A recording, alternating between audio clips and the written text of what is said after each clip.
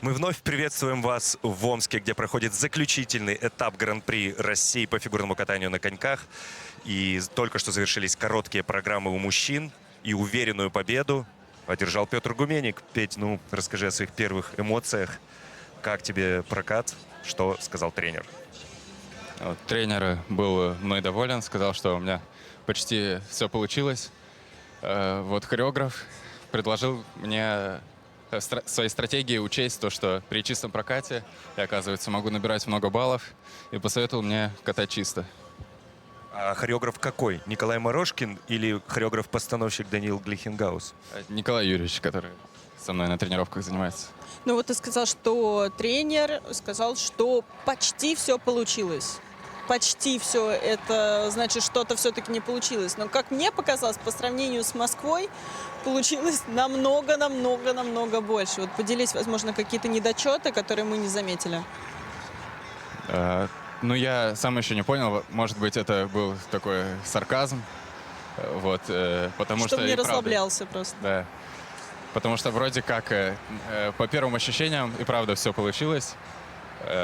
Единственное, что, возможно, я хотел еще на корабле подольше постоять, но меня уже начало во вращение вносить. Но, возможно, это даже никто не заметил.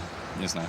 Как выглядела твоя подготовка к этому этапу после Москвы? Прошло совсем немного времени. Вот расскажи, как у тебя настолько быстро получилось скатать эту короткую программу совершенно по-другому? Уже и баллы другие, и видно, что более уверенный выходил, хотя всего неделя прошла. Что произошло? Что ты ел на завтрак?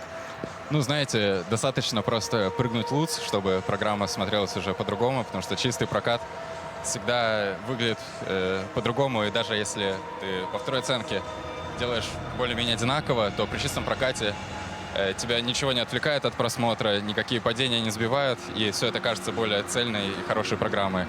Но времени действительно было очень мало, и мы с тренером обсуждали, как мне лучше потренироваться. Вот думали, может быть, 3 дня у меня получится в Питере полноценных провести, но тогда не получилось бы отдохнуть, поэтому удалось сместить только 2 дня. Я в понедельник отдохнул, во вторник и в среду хорошо потренировался, во вторник даже на 3 тренировки вышел. Вот в четверг опять отдохнул и поехал уже сюда.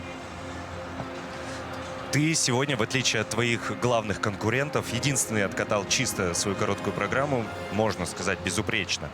У тебя довольно солидный отрыв, там порядка 15-14 баллов. Планируешь ли ты как-то, может быть, облегчить свою произвольную программу, может быть, выкинуть какой-то из ультраси, чтобы уже уверенно занять первую строчку и лишний раз не рисковать? Или все-таки пойдешь по максимуму, чтобы репетировать пятиквадку свою и дальше? Я думаю, что такой запас как раз дает мне возможность, шанс попробовать опять пятиквадку, потому что если бы как раз я шел впритык, я бы, наверное, ради баллов мог бы еще постараться сделать там 4 четверных, как, например, на финале Гран-при в прошлом году, но максимально чисто. Сейчас, мне кажется, даже, несмотря на баллы, мне все равно нужно тренировать олимпийскую произвольную, и если облегчать, то только уже в феврале ее. Что тебя еще спросить? Не могу не спросить про прическу. Ты очень проработал образ. У тебя теперь какая-то ленточка там даже вплетена. Чья это идея и как ты к этому пришел? Ленточку мне швея дала вместе с костюмом. Вот, я не знал, куда ее приделать. Вот, пришел к визажисту или, стилисту по волосам, Карине. Она со мной на все соревнования ездит и помогает мне делать эти вот сложные, красивые прически. Вот для парфюмера даже специально сделали чуть-чуть такую необычную, немного растрепанную, потому что я парень... Добавили воздушности, это называется. Можно, наверное, и так сказать. А на Олимпийских играх сам причесываться будешь? На Олимпийских Только не играх... говори, что перед Олимпиадой ты пострижешься. Твои фанаты этого не выдержат. Нет, стричься я не буду. Все. Это Меня записано на обещали видео. научить, как самому можно сделать. Конечно, такое я не сделаю, но что-то более-менее аккуратное я попробую научиться делать. Ну что ж, а мы тогда просто отпустим тебя уже восстанавливаться после произвольной программы.